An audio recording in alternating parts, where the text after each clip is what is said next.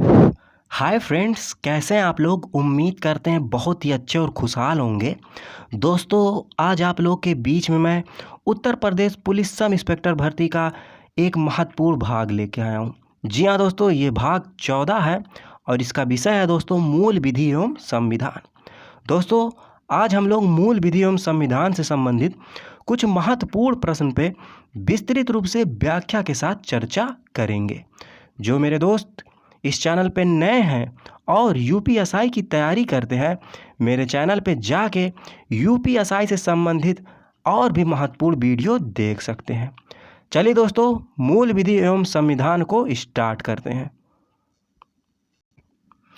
दोस्तों, प्रश्न 1 आप लोग की स्क्रीन पे ये रहा। ये प्रश्न दोस्तों कह रहा है कि निम्नलिखित में से कौन से राज्य में द्विसदनी विधायिका है।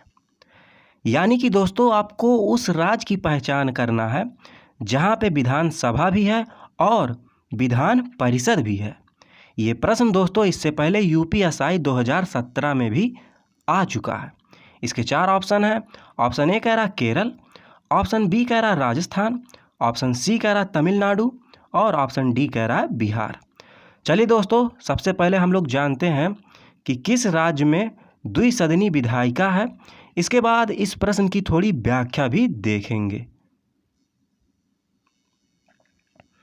जी हाँ दोस्तों, प्रश्न 1 का राइट आंसर हो जाएगा ऑप्शन डी। यानी कि दोस्तों जो बिहार राज्य है वहाँ पे द्विसदनी विधायिका की व्यवस्था है। चलिए दोस्तों, अब हम लोग प्रश्न 1 की व्याख्या भी देख लेते हैं। दोस्तों, प्रश्न 1 की व्याख्या आप लोग की स्क्रीन पे ये रही, आप लोग यहाँ पे देख सकते हैं। ये दोस्तों कह रहा है कि विधानमंडल में विधानसभा, विधान परिषद और राज्यपाल आते हैं।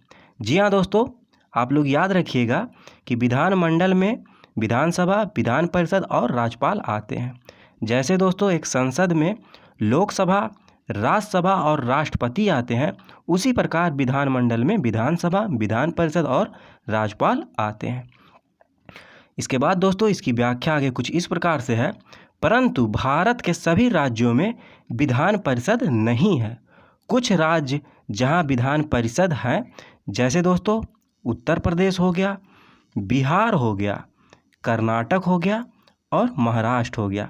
कुछ ऐसे दोस्तों राज्य हैं जहां पे विधान परिषद की भी व्यवस्था की गई है। ये थी दोस्तों प्रश्न 1 की कुछ महत्वपूर्ण व्याख्या। चलिए दोस्तों, अब हम लोग प्रश्न 2 देखते हैं। दोस्तों, प्रश्न 2 आप लोग की स्क्रीन पे ये रहा। ये प्रश्न दोस्तों कह रहा है कि भारत में विकास मामलों पर निर्णय लेने और विचार विमर्श करने के लिए सर्वोच्च निकाय के रूप में किसका गठन किया गया था। ये प्रश्न दोस्तों इससे पहले यूपीएसआई 2017 में भी आ चुका है। इसके 4 ऑप्शन आप लोग की स्क्रीन पे ये हैं। ऑप्शन ए कह रहा है कार्यक्रम मूल्यांकन संगठन, ऑप्शन बी कह रहा वित्त आयोग, ऑप्शन सी कह रहा राष्ट्रीय विकास परिषद और ऑप्शन डी कह रहा अंतर्राज्य परिषद। चलिए दोस्तों, सबसे पहले हम लोग जानते हैं इस प्रश्न का राइट आंसर क्या होगा। इसके बाद दोस्तों इस प्रश्न की हम लोग व्याख्या भी देखेंगे।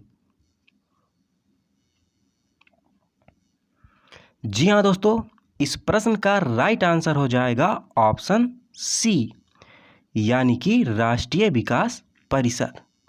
ये दोस्तों बहुत ही इंपॉर्टेंट प्रश्न है। चलिए दोस्तों, अब हम लोग इसकी व्याख्या भी देख लेते हैं।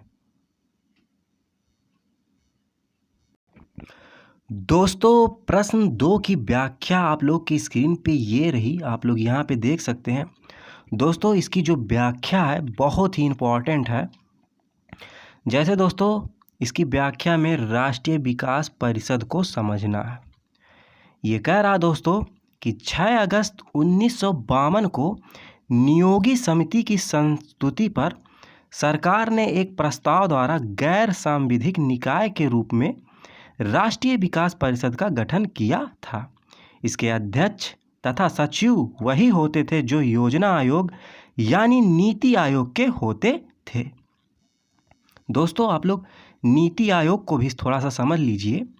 नीति आयोग दोस्तों अस्तित्व में कब आया? ये आया 1 जनवरी 2015 को। और इसके बाद दोस्तों नीति का जो पूरा नाम होता है आप लोग ये भी समझ लीजिए।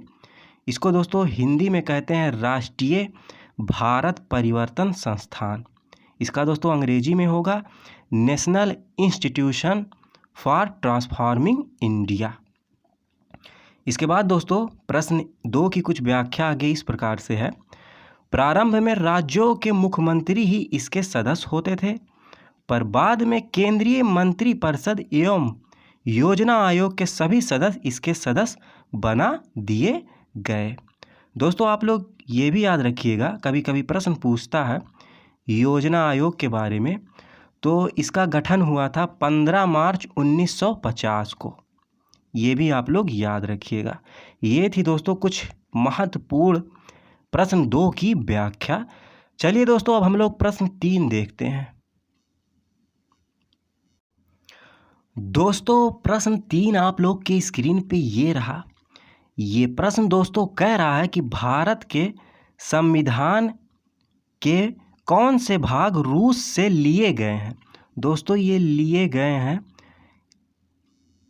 से होगा यहाँ पे दोस्तों, के नहीं होगा बल्कि से होगा। यानी कि दोस्तों भारत के संविधान में कौन से भाग रूस से लिए गए हैं? ये प्रश्न दोस्तों इससे पहले यूपीएसआई 2017 में भी आ चुका है। इसके दोस्तों 3 बिंदु हैं, यानी कि PQR। इसमें आपको पहचानना है कि रूस से कौन कौन लिए गए हैं। जैसे दोस्तों P है पंचवर्षीय योजना, और Q है दोस्तों मौलिक अधिकार, और R है मौलिक दायित्व, यानी कि दोस्तों मौलिक कर्तव्य। तो दोस्तों इसके या तो 2 सही होंगे या तो 3, आपको यही पहचानना है। चलिए दोस्तों सबसे पहले हम लोग प्रश्न 3 का राइट आंसर जानते हैं, इसके बाद इस प्रश्न की व्याख्या भी देखेंगे।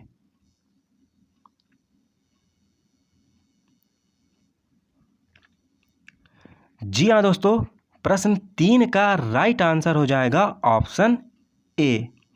यानी कि दोस्तों रूस से जो लिए गए हैं वो लिए गए हैं पंचवर्षीय योजना भी और मौलिक दायित्व यानी कि मौलिक कर्तव्य को भी। चलिए दोस्तों अब हम लोग प्रश्न 3 की व्याख्या भी देख लेते हैं। दोस्तों प्रश्न 3 की व्याख्या आप लोग की स्क्रीन पे ये रही, आप लोग यहाँ पे देख सकते हैं। इसकी जो दोस्तों व्याख्या बहुत ही इम्पॉर्टेंट है। ये कह रहा दोस्तों कि भारत के संविधान में पंचवर्षीय योजना, मौलिक कर्तव्य या दायित्व रूस के संविधान से लिया गया है। मौलिक कर्तव्य का संबंध अनुच्छेद 51 का से है। ये भी दोस्तों अनुच्छेद बहुत ही इम्पॉर्टेंट है, आप लोग याद रखिएगा। जब बात होगी मौलिक कर्तव्य का तो उसका अनुच्छेद है दोस्तों 51 का। इसके बाद दोस्तों इसकी आगे व्याख्या कुछ इस प्रकार से है। जबकि मौलिक अधिकार को संयुक्त राज्य अमेरिका से लिया गया है। मौलिक अधिकार से संबंधित अनुच्छेद 12 से 35 है। दोस्तों एक और महत्वपूर्ण बिंदु ये भी आप लोग याद रखिएगा कि मूल जो संविधान था दोस्तों उसमें मौलिक कर्तव्य नहीं था। इसे दोस्तों 42वें संविधान संशोधन द्वारा 1976 में जोड़ा गया था। ये थी दोस्तों प्रश्न 3 की कुछ महत्वपूर्ण व्याख्या। चलिए दोस्तों अब हम लोग प्रश्न 4 देखते हैं। दोस्तों प्रश्न 4 आप लोग की स्क्रीन पे ये रहा। ये प्रश्न दोस्तों बहुत ही इम्पॉर्टेंट है। ये कह रहा है दोस्तों कि सरकारिया आयोग ने निम्नलिखित में से के संबंध में संस्तुतियां दी हैं। यानी कि दोस्तों सरकारिया आयोग का संबंध किससे है ये आप लोग को बताना है। ये प्रश्न दोस्तों यूपीपीसीएस 2016 और 2006 में आ चुका है। दोस्तों आप लोग सोच रहे होंगे कि मैं यूपीएसआई की तैयारी कराता हूं या यूपीपीसीएस की। तो दोस्तों आप लोग समझ लीजिए कि जो यूपीएसआई का एग्ज़ाम होता है वह सरल नहीं होता है, बल्कि उसका जो लेवल होता है वो मॉडरेट होता है। इसलिए दोस्तों आपको यूपीपीसीएस लेवल की तैयारी करनी पड़ेगी। उसी क्रम में दोस्तों मैं इस प्रश्न को इस भाग में शामिल किया हूँ। इस प्रश्न के दोस्तों 4 ऑप्शन है। ऑप्शन ए कह रहा आपात उपबंध, ऑप्शन बी कह रहा केंद्र राज्य संबंध, ऑप्शन सी कह रहा है पंचायतें और ऑप्शन डी कह रहा है नगरीय शासन। चलिए दोस्तों, हम लोग सबसे पहले जानते हैं कि सरकारिया आयोग का संबंध किससे है। इसके बाद इस प्रश्न की व्याख्या भी देखेंगे।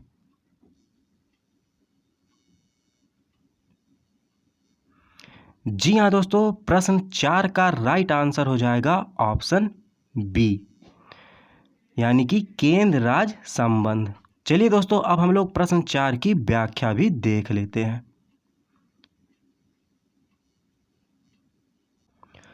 दोस्तों, प्रश्न 4 की व्याख्या आप लोग की स्क्रीन पे ये रहा। इसका जो दोस्तों व्याख्या बहुत ही इम्पॉर्टेंट है, यहाँ पे आप लोग देख सकते हैं। इसमें दोस्तों बताया गया है कि सरकारिया आयोग की स्थापना कब हुई, इसमें कौन कौन से सदस्य थे। दोस्तों, इसकी व्याख्या आप लोग समझ लीजिए। ये कह रहा है दोस्तों कि केंद्र तथा राज्य संबंधों पर विचार करने के लिए 24 मार्च 1983 को, दोस्तों ये जो सन दिया ये भी आप लोग याद रखिएगा, 24 मार्च 1983, यानी कि दोस्तों 24 मार्च 1983 को न्यायमूर्ति रणजीत सिंह सरकारिया की अध्यक्षता में 3 सदस्यीय समिति का गठन किया गया था। इस समिति के अन्य सदस्य शिव रमन और SR सेन थे। ये था दोस्तों प्रश्न 4 की कुछ व्याख्या। चलिए दोस्तों, अब हम लोग प्रश्न 5 देखते हैं। दोस्तों, प्रश्न 5 आप लोग की स्क्रीन पे ये रहा। ये प्रश्न दोस्तों कह रहा है कि प्रत्येक मंत्रालय या सरकारी संगठन का मुख्य सतर्कता अधिकारी अनियमितताओं की निगरानी करता है और उन्हें डैश सूचित करता है। यानी कि दोस्तों जो अधिकारी होता है किसे सूचित करता है। ये प्रश्न दोस्तों इससे पहले UPSI 2017 में भी आ चुका है। इसके 4 ऑप्शन है। ऑप्शन ए है केंद्रीय सतर्कता आयोग, ऑप्शन बी है प्रधानमंत्री, ऑप्शन सी है वित्त मंत्री और ऑप्शन डी है सर्वोच्च न्यायालय। चलिए दोस्तों, हम लोग जानते हैं कि प्रश्न 5 का राइट आंसर क्या होगा। जी हाँ दोस्तों, प्रश्न 5 का राइट आंसर हो जाएगा ऑप्शन ए, यानी कि केंद्रीय सतर्कता आयोग। ये थी दोस्तों कुछ महत्वपूर्ण प्रश्न व्याख्या के साथ। अब चलिए दोस्तों, हम लोग वन लाइनर के रूप में कुछ और महत्वपूर्ण प्रश्न देख लेते हैं। दोस्तों, कुछ अन्य महत्वपूर्ण प्रश्न आप लोग की स्क्रीन पे ये रहा। दोस्तों, ये जो 5 प्रश्न आप लोग को स्क्रीन पे दिख रहे हैं, ये भी दोस्तों UPSI के एग्ज़ाम की दृष्टि से बहुत ही इम्पॉर्टेंट है। जैसे दोस्तों पहला प्रश्न आप लोग देखिए, ये कह रहा है कि अनुच्छेद 40 के अंतर्गत किसे गठन के लिए राज्य को निर्देश दिया गया है। तो इसका राइट आंसर है दोस्तों ग्राम पंचायतों को। इसके बाद दोस्तों प्रश्न 2, ये भी आप लोग देखिए, ये कह रहा है कि कार्यपालिका का न्यायपालिका से पृथक्करण किस अनुच्छेद के तहत एक नीति निदेशक तत्व है।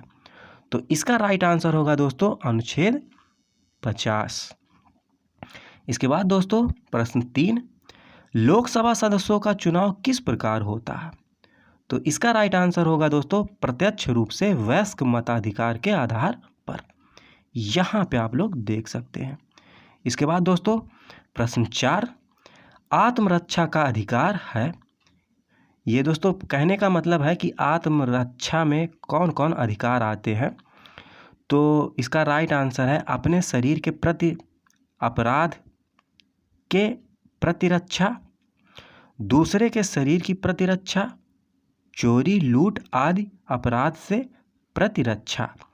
ये प्रश्न दोस्तों इससे पहले UP यानी कि दोस्तों उत्तर प्रदेश उप निरीक्षक नागरिक पुलिस परीक्षा में आ चुका है। यहाँ पे आप लोग देख सकते हैं।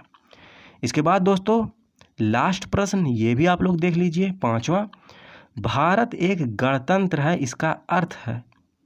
तो इसका अर्थ होता है दोस्तों भारत में वंशानुगत शासन नहीं है। ये भी दोस्तों इससे पहले उत्तर प्रदेश उप निरीक्षक नागरिक पुलिस परीक्षा 2014 में आ चुका है। ये थे दोस्तों आज के वीडियो में कुछ महत्वपूर्ण प्रश्न जिस पे हम लोग विस्तृत रूप से व्याख्या के साथ चर्चा किए। दोस्तों यदि वीडियो अच्छी लगी हो तो वीडियो को लाइक करिएगा, अपने दोस्तों के साथ इसे शेयर करिएगा। जो मेरे दोस्त इस चैनल पे नए हैं और यूपीएसआई की तैयारी करते हैं, इस चैनल को सब्सक्राइब कर सकते हैं, क्योंकि मैं इस चैनल के माध्यम से दोस्तों निःशुल्क यूपीएसआई की तैयारी कराता हूं।